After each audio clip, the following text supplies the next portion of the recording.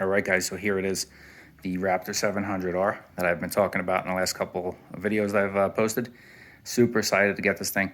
A dealer called yesterday, unexpectedly showed up. I say unexpectedly, even though the shipping was pushed back several times and there was a delay, because they just got invoiced this machine on Thursday.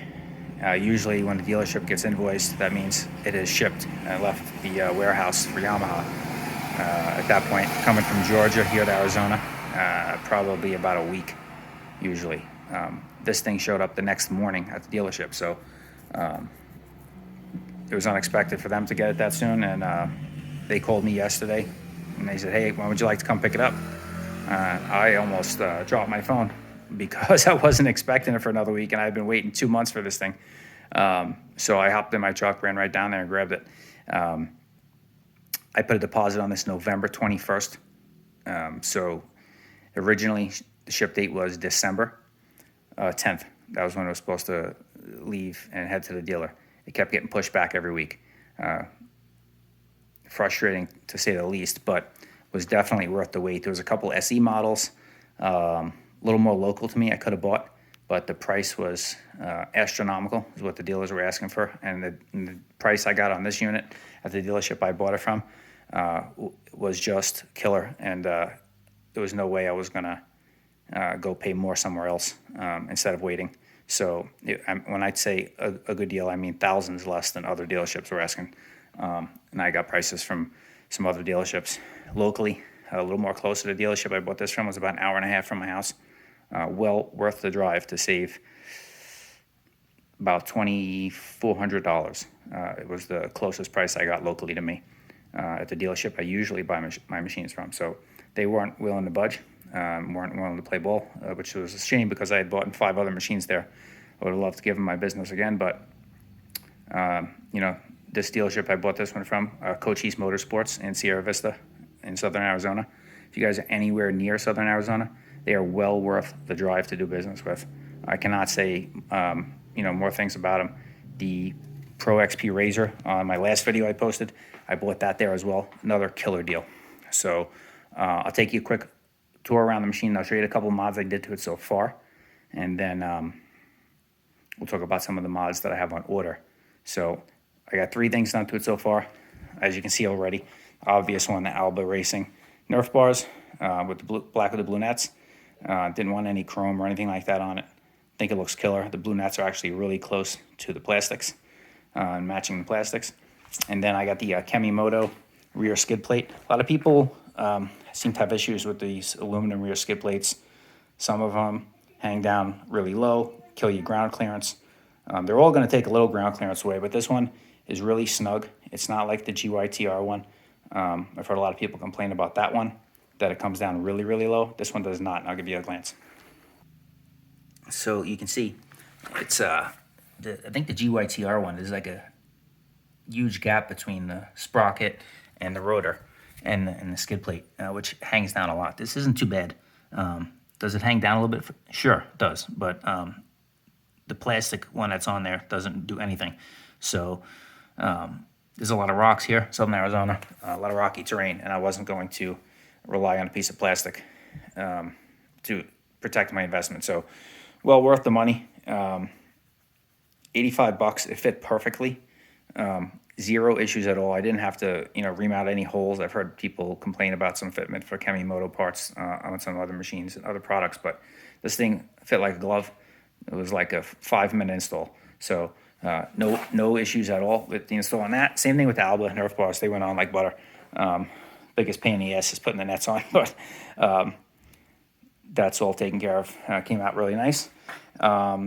The last thing I did was the Cuervo Racing recommends the Ais Delete, and they make a block-off plate.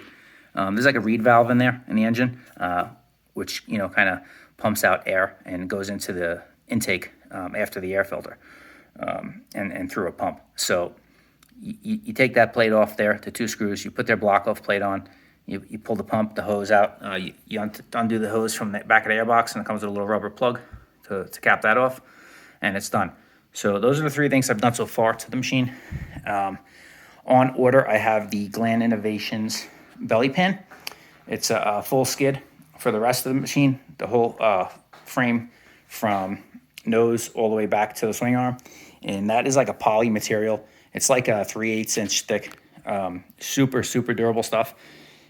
It's almost like the HMW skid plates they're making for the side-by-sides instead of the metal ones. You don't get hung up. You kind of slide over, glide over things, and you don't get all that clanking and dinging from rocks kicking up and hitting it. So that'll be great. I got that. That was about $130. Got that on order. I also have a case saver on order, which is a must-have. God forbid your chain pops off.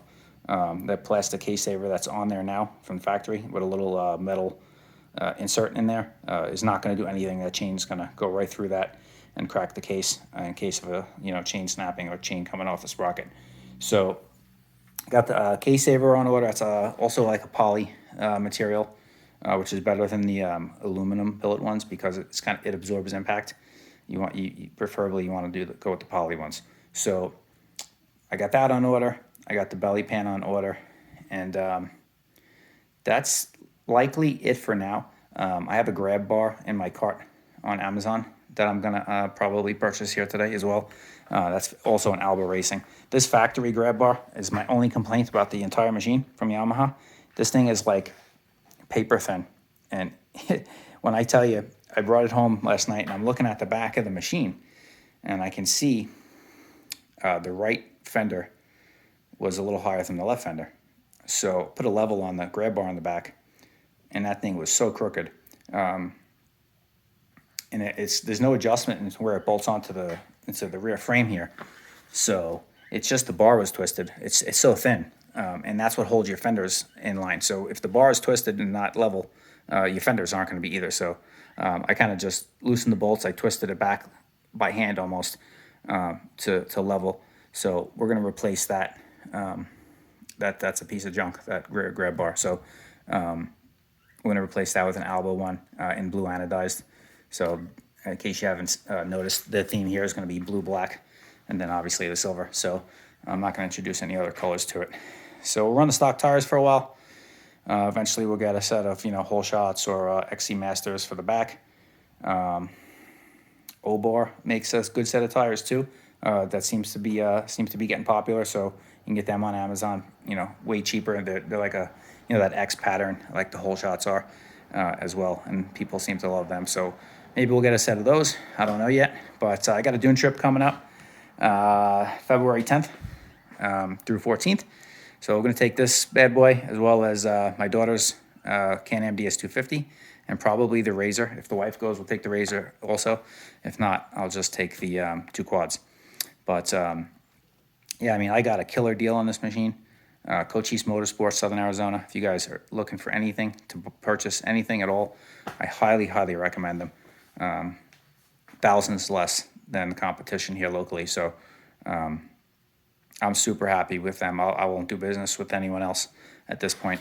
I bought my Razor there as well, and they're just great to deal with. Unbelievably friendly people, great customer service, and you don't have to, beg and plead for a good deal. They just make you a good deal, a fair offer right from the get-go. No haggling, no negotiating whatsoever. I was blown away. I wish I had shopped with them sooner, to be honest with you. So tell me, guys, what you think? I love the Team Yamaha blue with the silver grayish grille. I think, to me, it's badass looking. It's the nicest color combination they've ever had on a Raptor, in my opinion. I am a big fan, too, of the 19 SE color, the all red one. That was super sharp. And then in the past, I forget what year it was. I want to say 17 maybe, or 16. They had an orange one. That was really nice as well. But yeah, I wanted this blue one, or I didn't want an SE. I just loved this color combination. The all blue plastics with the silver and gray. And yeah, so stoked I got it. There's going to be a lot more content. I got, like I said, more mods coming. Probably also going to do a slip-on exhaust. I know everybody's going to comment, do a full exhaust, yada, yada, yada. But this thing's got more than enough power for me. I'm not going to probably do a full exhaust and a program. I shouldn't say not to program it. I'm not 100% certain yet which route I'm going to go, but I may just start with a HMF slip-on. or maybe if I can get a good deal, I'll do the full exhaust and then the HMF fuel optimizer. I'm not going to go with a K&N filter. If I do change the air filter at all, I'm gonna run the air box lid, and I am also going to run a foam filter that's oiled, because here in Arizona the dust is insane, and those K&N filters, even with the outerwear, do let in way more dust than a foam oil filter does. So I'm not going to play with that game. That's the biggest detriment to your motor, is letting in dust and dirt. So we're going to keep the air clean, and you keep the oil changed regularly, and the thing will last you forever.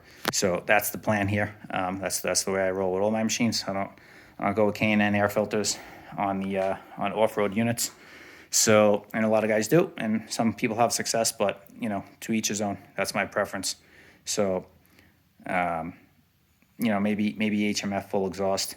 I know Rossier makes a great one, Monster, a couple others, but I don't want it deafening loud.